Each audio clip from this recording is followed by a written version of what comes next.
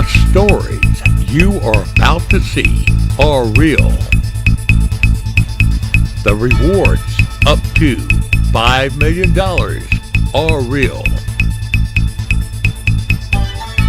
This is Crime Reports and Rewards with Griff Griffin and Dave Michaels, where you stay anonymous, the criminals don't.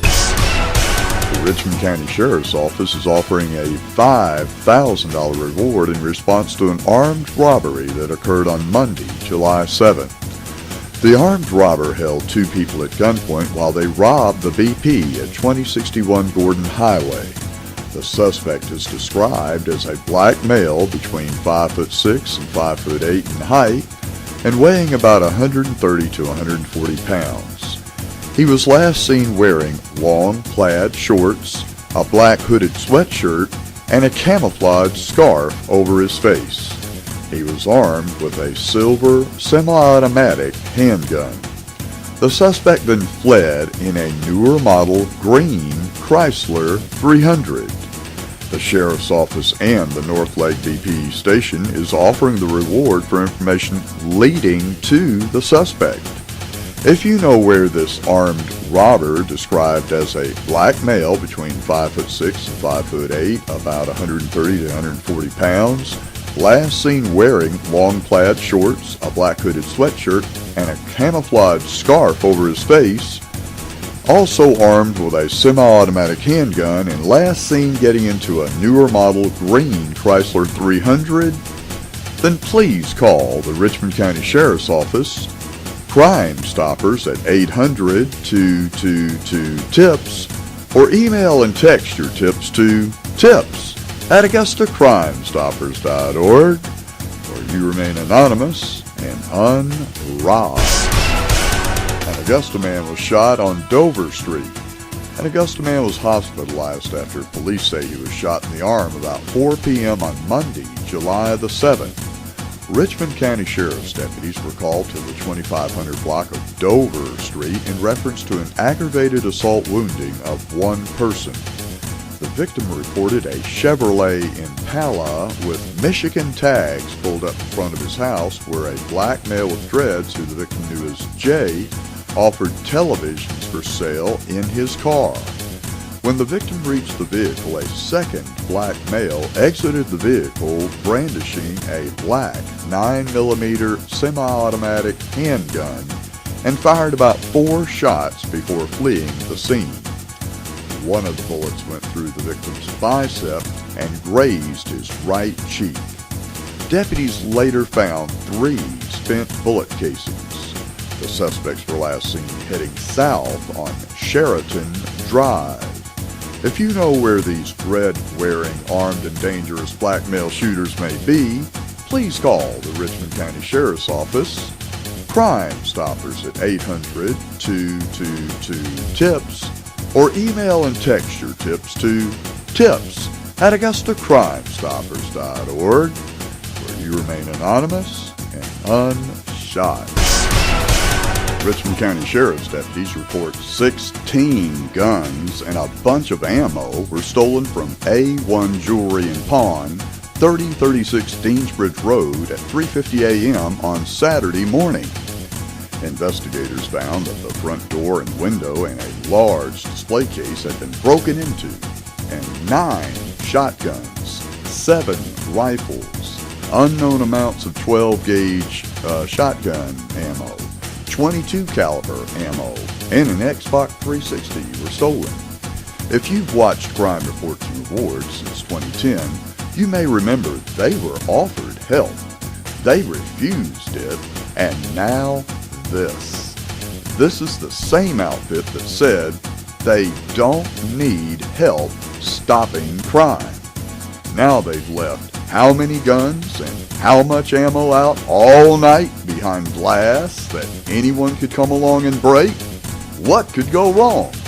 When pawn shops who are stacked with guns and ammo refuse to stop crime, leave weapons unsecured, and people die, do you think they should share in some of the responsibility when someone gets injured and killed? Hey, Let's put a bunch of guns behind glass all night on the bad side of town. What could go wrong? We aren't going to say we don't need your help stopping crime, because we do need your help to get these guns off the street before someone gets killed. What should the police do if one of these guns are used to kill one of our Leos? Go to our Facebook page by searching for Augusta Crime Stoppers and let us know. A local blogger asked, isn't A1 Pawn Shop on the corner of Deansbridge Road the one broken into Saturday, and Lyman Street right across from Villa Europa, one street over from Dover Street where the person was shot? We don't know if the two are connected, but if you know anything about either of these crimes, please call the Richmond County Sheriff's Office.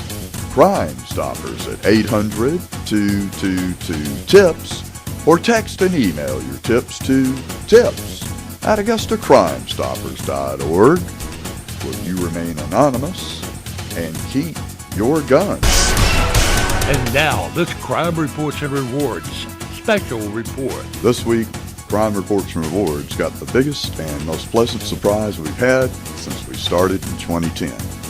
Greg Rickabaugh, the owner and founder of the Jail Report, wrote us and said, did you see this from the Jail Report? Sheriff Roundtree answered your question. The question was, why do police all over share Crime Stoppers 800-222-TIPS line and Richmond County doesn't? Wouldn't it be nice to share the tip line, have the killers, rapists, home invaders, armed robbers, carjackers, and other violent criminals arrested? You get the credit and Crime Stoppers pays the reward. Why aren't Richmond County tipsters allowed to get stacks of cash for calling in tips anonymously like the rest of the world? And Sheriff Roundtree answered, when this question was originally asked, I was not familiar with a Crime Stopper organization in Augusta and really did not like the tone in which the question was asked. Since that time, I have met the person who runs the organization. He participated in and completed one of our citizen police academies, and they often share information with us that they receive about crimes in Richmond County. So, as promised, I looked into it, and now we have a great partnership with Crime Stoppers. To which we replied, thank you, Greg and Sheriff Roundtree. You just made our whole world. We need your help, Sheriff Roundtree, sir. If you can share the 800-222-TIPS line with every fleeing and evading felon or unsolved case, someone may know something, but just never got around to calling you guys. We want to thank Road Patrol for picking up, on average, about 90% of all tips we sent in, and also want to thank CID for working so diligently on some fleeing felons that they thought could run from Richmond County by moving to another town. The long arm of the Richmond County Sheriff's Office just got a lot longer. I appreciate you guys. Have a happy 4th. And that is just about the best news Crime Stoppers has heard in a long time. Thank you, Sheriff Roundtree, for partnering with Augusta Crime Stoppers. Now, every time any violent fleeing and a felon or an unsolved case comes up, there is an automatic cash bounty reward placed on that bad guy. With Crime Stoppers, whenever you send the tip and Road Patrol picks them up, which can be within an hour or so, you get paid cash money as soon as possible, not years later. So go to our Augusta Crime Stoppers Facebook page, like us, follow us, keep your eyes peeled for the bad guys, and get stacks of cash from us. Thank you, Greg Rickabaugh and Sheriff Roundtree and the Richmond County Sheriff's Office. And now, this Crime Reports and Rewards special report. This week's area news included a police report about a lady who was supposedly drowned, but was found to have only faked her death to avoid court. Now, a local environmental activist may be caught in a lie to the police. She files a false police report, causing a massive search with no evidence of missing boats. Admits it may be zero missing. Is it a false police report if they say one thing to the police and another in public? We're about to play you a recording of someone who said boats were cut loose. Then, on the recording, admits there may be zero missing, after telling the Richmond County Sheriff's Office boats were cut loose. Listen to her say in the Port Authority meeting, it may be zero. Other sources were also tricked into believing this too. This individual is pretty much running the Port Authority that controls the river that's recently been shut down and accused of being the third dirtiest, most polluted river in the nation. Many reporters are beginning to look into these false claims, and we'll recap on where this false claim came from. Those are 4 boats that are missing. One of them is right, sure. And then so it had to be the Margaret's, which was moved by Mike. Yeah, that one's not missing. Where are the missing boats? There are up to 3 missing. And I don't think that they have others because they were ones that were moved out of the marina and stopped paying bills. It's the same as the one that's under 5th Street. You can't find that owner anymore either. So there could be 0. There absolutely could be 0 missing. There could be up to 3 missing. Because there were 6 there. All of them were ones that had been abandoned by their owners, really. This one, even the one that was moved back up, the houseboat, it wasn't the owner that moved it up. It was a friend of his who had said that it was going to be given the boat. So it had already been abandoned as well.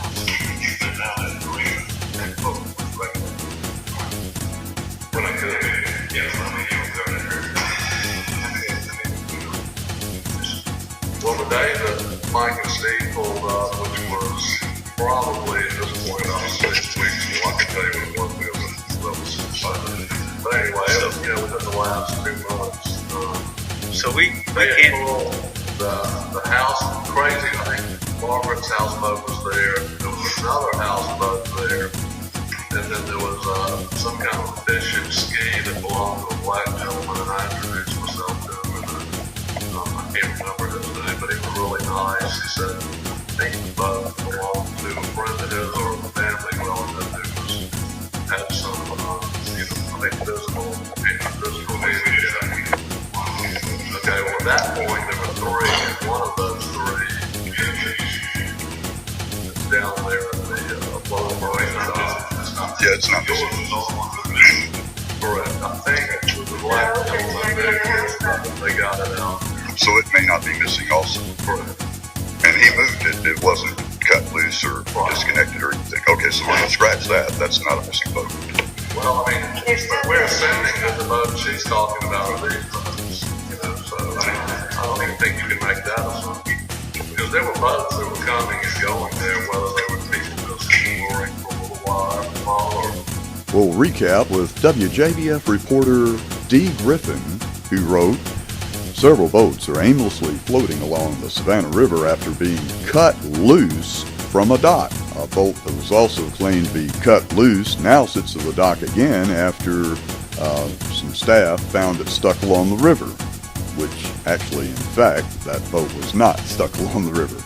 News Channel 6 has learned that boats are only allowed on the public dock for 24 hours. Yeah, but look how many months they sit there. Many of the vessels have been there for much longer. Still, this person that made this false police report went on to say they could hit the docks, they could hit bridges, they could hit the dam. We've made it all the way down to the lock and dam and have yet to find them, which means that likely some of them have sunk. There's a big concern since all the vessels are longer than 30 foot, the possibility of boats going beneath there is 0. They might have been 4 feet in the air. Most of those boats would definitely be poking out of the water. When this local celebrity environmental activist made the suspected false police report, the entire city began to panic because she was telling the police that up to 6 boats had been cut loose and that they could hit the dam, they could hit the docks, that they could cause all kinds of problems. However, after a Crime Stopper attended the meeting and just trying to find out where the boats might be, what happened to the boats, who owned the boats, what did the boats look like, they found that even though the claim was that each boat was over 30 foot long and it could have been as many as 6 boats cut loose, the person making the suspected false police report admitted on tape it might have been 0 boats. So the DNR searched, everybody searched, and a tremendous amount of money was spent on what may be a false police report. So is a false police report of someone drowning to avoid court worse than a false police report of up to 6 boats cut loose and they might break the dam? I don't know. What do you guys think? If you know of someone who has possibly made a false police report, please call the Richmond County Sheriff's Office. Crime Stoppers at 800-222-TIPS. Or text or email your tips to tips@AugustaCrimeStoppers.org, where you remain anonymous and callers tell the cops the truth. 46 seconds going? Okay. Okay, this is I'm Mike Stacy, the marina operator, and this is my sign, Augusta Riverfront Marina. It's put here by the city, and I'm sure it has a built sign permit. I'm not sure about this one over here. This belongs to the force sponsor, that Savannah Riverkeeper. Everybody knows who the Savannah Riverkeeper is by now, I'm sure. And up here you got the Waterkeeper Alliance. Who are they? People, you need to find out because I'm fixing to. I think you see how the Waterkeeper Alliance is on top of this sign. Very nice, expensive looking sign. That indicates to me that the real person in charge here, by being on top, is the Waterkeeper Alliance. And I'm fixing to write an essay for you describing my opinion of this relationship, and this relationship all put together. Stay tuned. And now, this Crime Reports and Rewards special report. If you watched Crime Reports and Rewards for a while, we've played the knockout game on our show several times. It's where typically younger people try to knock somebody out with one swift punch. But a truck driver in Columbia County appears to be whacking a retired soldier in the back of the head exactly where you'd need to hit someone to knock him out. Was this truck driver playing the knockout game with an old veteran's head? It certainly looks like it. What happened was the old veteran had been out running and came into the store to get a case of water. He placed his water on the countertop and was obviously first, but the trucker became angry and whacked him on the back of the head. Fortunately, the old veteran and other people got the trucker's tag number, and when it went on a local TV station, the trucker felt like he needed to turn himself in to try to mitigate the charges that were about to be charged against him. After the old veteran was almost knocked out by the younger truck driver, and the truck driver found that Crime Stoppers was offering a pile of cash for his location, he turned himself in. The gentleman who is suspected of playing the knockout game on an old veteran's head is Eric Rowland. Eric Rowland turned himself in to the Columbia County Sheriff's Office and is probably going to be out on the streets fairly quick. One of our police officers recently commented on the release of Tim Green, who that police officer had to track all over town. and put in jail. Almost as soon as Tim Green was released, he jumped right over into Aiken County and immediately raped a lady. Now, the guy that the police officer had to spend a lot of time and risk his life arresting is running all over the area, pretty much doing whatever he wants to do. The raped lady does not appreciate their releasing this very violent, mean, and nasty felon. The same is probably going to happen with Eric Rowland. Eric Rowland violently whacked an old veteran in the back of the head. And because he was hitting him in the back of the head, it looked a lot like the knockout game. Now, Eric Rowland, the person who assaulted the old veteran while he was just trying to buy water, is probably going to be out on your streets driving an 18-wheeler. Can you imagine what happens when an 18-wheeler driver goes berserk and wants to play the knockout game with an 18-wheeler on one of our major highways? Please, if you know anyone involved in the Eric Rowland trial, please let them know that we don't want Eric Rowland rolling around our town in a tractor trailer ready to make any excuse in the whole world to run over everyone in his path because Eric Rowland is having a bad day.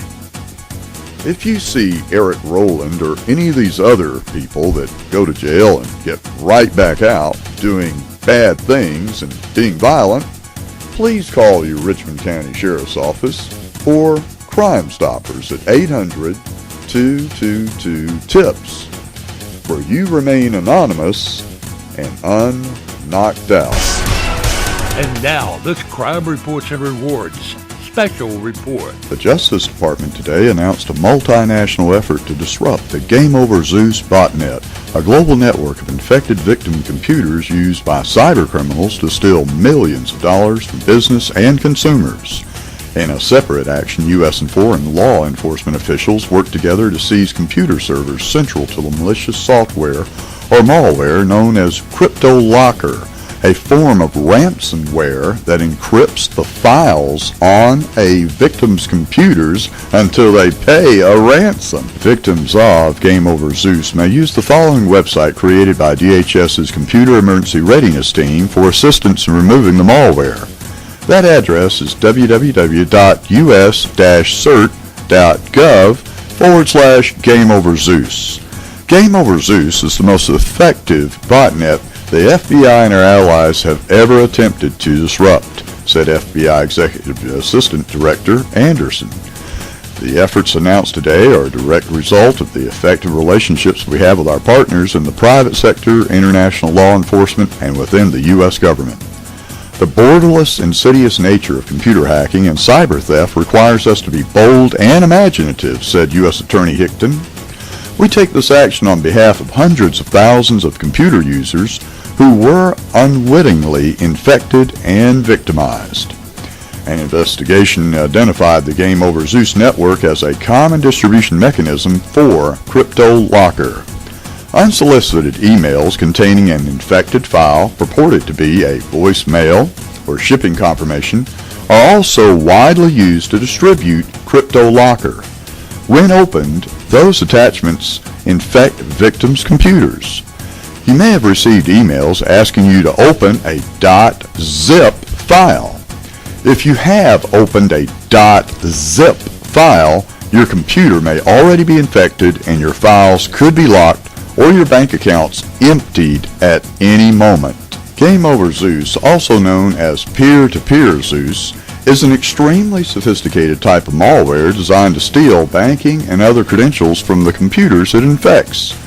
Unknown to their rightful owners, the infected computers are also secretly becoming part of a global network of compromised computers known as a botnet, a powerful online tool that cyber criminals can use for numerous criminal enterprises, besides stealing confidential information from the infected machines themselves.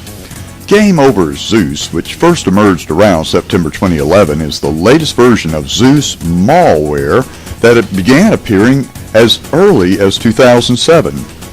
Game Over Zeus decentralized peer-to-peer structure differentiates it from the earlier Zeus variants. Security researchers estimate that between 500,000 and 1 million computers worldwide are infected with Game Over Zeus, and that approximately 25% of the infected computers are located in the United States. The principal purpose of the botnet is to capture banking credentials from infected computers. Those credentials are then used to initiate or redirect wire transfers to accounts overseas that are controlled by cyber criminals. The FBI estimates that Game Over Zeus is responsible for more than $100 million in losses. The Game Over Zeus botnet operates silently on victims' computers by directing those computers to reach out to receive commands from other computers in the botnet and to funnel stolen banking credentials back to the criminals who control the botnet. In addition to the disruption operation against Game Over Zeus, the Justice Department led a separate multinational action to disrupt the malware known as CryptoLocker, which began appearing about September 2013 and is also a highly sophisticated malware that uses cryptographic key pairs to encrypt the computer files of its victims. Victims are forced to pay hundreds of dollars and often as much as $700 each or more to receive the key necessary to unlock their own files. If the victim does not pay the ransom, it is impossible to recover their files.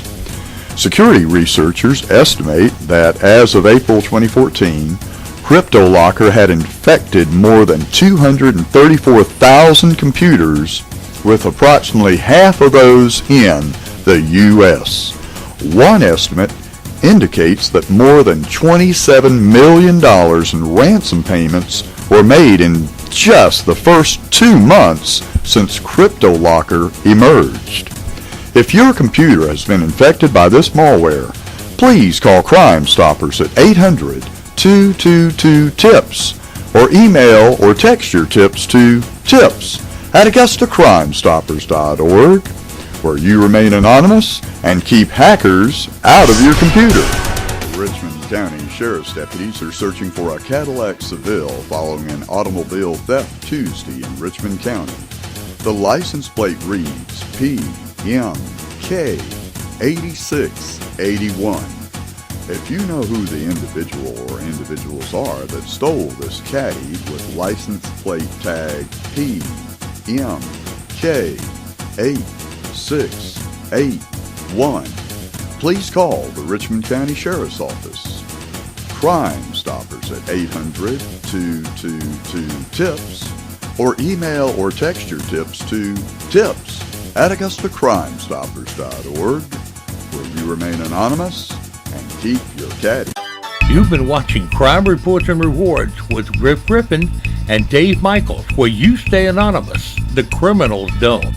If you have any information on these or any other crimes, call our national tip line at 1-800-222-TIPS.